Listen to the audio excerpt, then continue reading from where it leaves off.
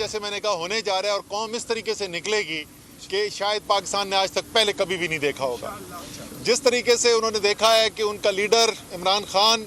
न सिर्फ मुल्क के लिए खड़ा है, अपने मुल्क की खुददारी के लिए खड़ा है, हकीकी आज़ादी के लिए खड़ा है, बल्कि तमाम उम्मत मुस्लिमा का, मुसलमानों का मुकदमा लड़ रहा है, हुर्मत रसूल सल्लल्लाहु अलैहि वसल्लम का मुकदमा लड़ रहा है। और यही वजूहात हैं जिसकी वजह से इस वक्त एक पूरे मुल्क के अंदर एक जोश और जज्बे की लहर आई हुई है। और तमाम जिससे बात करो वो कहते हैं कि जी इस्लामाबाद पहुंचना है, परेड ग्राउंड पहुंचना है 3 बजे को 27 तारीख को। और सिर्फ ये पाकिस्तान तक भी हम महदूद नहीं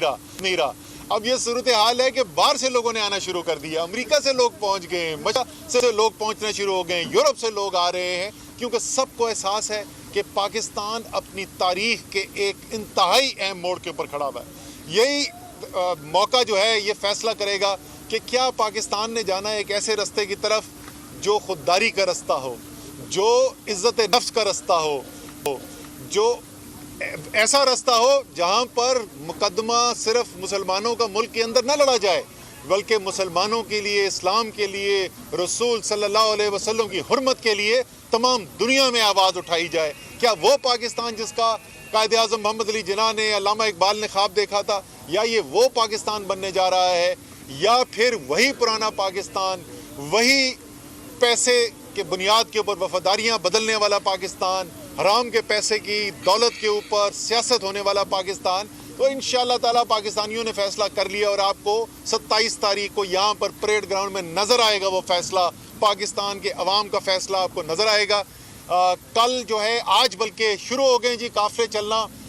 खालिद खुर्शीद साहब चीफ मिनिस्टर गिलगित बल्तिस्तान की लीड में गिलगित बल्तिस्तान से काफ़िले इस्लामाबाद की तरफ चलना शुरू हो चुके हैं।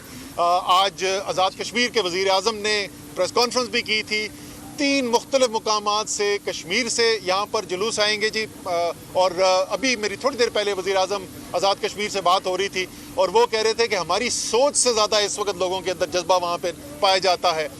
इसी तरीके से सिंध से काफ़िले जो हैं, एक तो पहले आज शुरू हो गया है, कल और मज़ीद काफ़िले वहाँ से निकलेंगे। बलूचिस्तान से कल काफ़िले यहाँ पर निकलेंगे, जनूबी पंजाब से कल काफ़िले निकलना शुरू हो जाएंगे। और फिर ये जो बाकी इलाका है, हमारे इर्द गिर्द का इलाका है, खैबर पख्तूनख्वा है, पंजाब के वज़ला है, और वैसे भी ये तो वो जगह है इस्लामाबाद जहाँ 3 सीटें PTI जीती हुई है, 7 पिंडी है, सारी सीटें PTI जीती हुई है, टेक्सला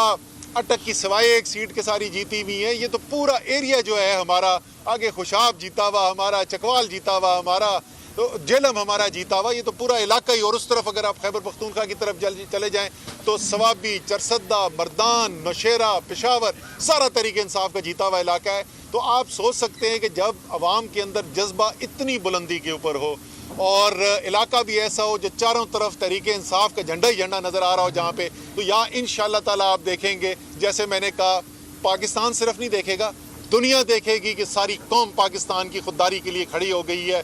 हुर्मत रसूल के लिए खड़ी हो गई है। और जो भी ये देख रहा है, जो भी मुहब्बे वतन समझता है कि इमरान खान एक सही रास्ते में निकले हैं